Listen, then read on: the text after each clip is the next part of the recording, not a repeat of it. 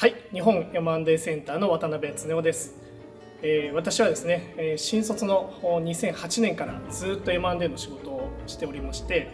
本当に M&A の仕事が大好きなんですよ。で、今まで100件以上を制約させてきましたけども、日本で一番多くの M&A を成功させてきたということになります。で今はですね、業種特化事業部という事業部で M&A の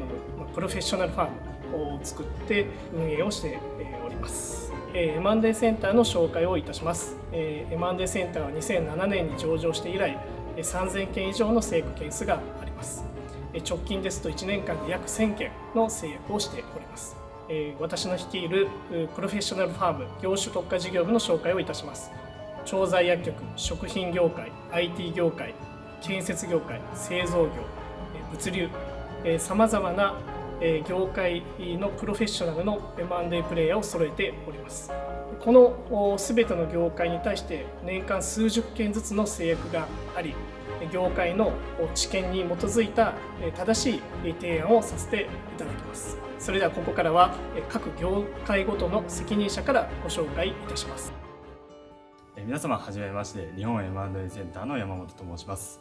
私は当社で物流業界を担当させていただいておりまして、本日は簡単ではございますがトレンドや事例等々をお伝えさせていただきたいなと思います。物流業界の M&A のトレンドをお伝えさせていただきたいんですが、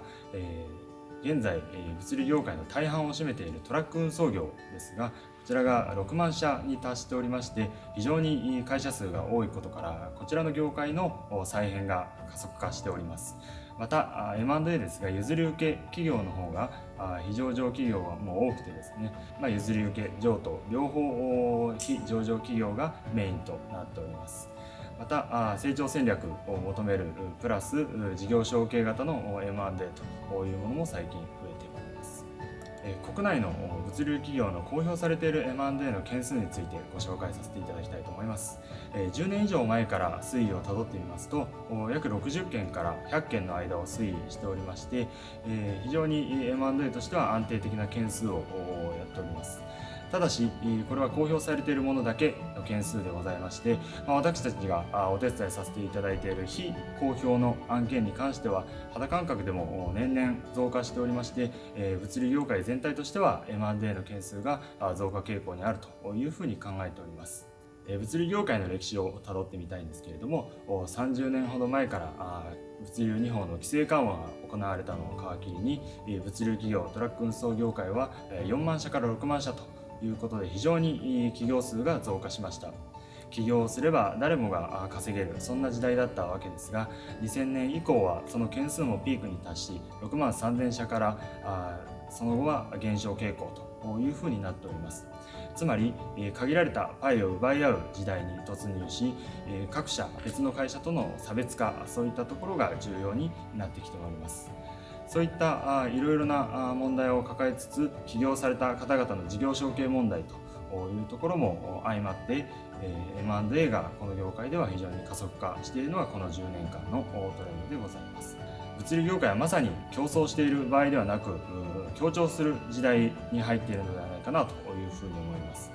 物流業界は地位向上をするために、また社員のため、会社のため、そしてオーナー様個人のために M&A が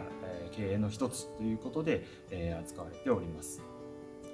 簡単に事例を2つほど紹介させていただきたいんですが、まずはバンエンホールディングスさんと福島北総運輸さん、どちらも福島の会社同士の M&A でございますが、バンエンホールディングスさんは5年間で約30社 M&A をするというふうに非常に積極的な会社でございますけれども、福島北総運輸さんの後継者不在の問題、また物流の効率化、そういったところに寄与し、早速増収増益に変革できた素晴らしい M&A だったかなというふうに思います。またこちらがもう一つトピックスがございまして、福島北総運輸さんの一社員がバンエンホールディングスさんの別会社の社長になるというふうな事例もございまして、今までなかったキャリアパス、そういったものを社員に与えられる素晴らしい事例だったかなというふうに思います。2つ目ですが、白金運輸さんと埼玉プロイコムさんですが、こちらは岩手県と埼玉県の M&A になりますが、岩手県の白金運輸様はかねてから関東に進出したい、拠点を持ちたいというふうに希望を持たれておりました。そこに埼玉プロイコムという会社が出てきたんですが、埼玉プロイコムは関東だけではなく北陸にも進出している企業ではございましたが、そちらの投資がうまく回収できず、営業力も弱かったというところで、そういったところを補完する M&A をしまして、増収増益ということで成功した M&A をされたかなというふうに思います。これ以外に社長が社長として残るパターンですとか、また赤字で債務超過、そういった M&A もございますが、詳しいところ、詳しいデータなどは YouTube 限定のオンラインセミナーでご覧ください。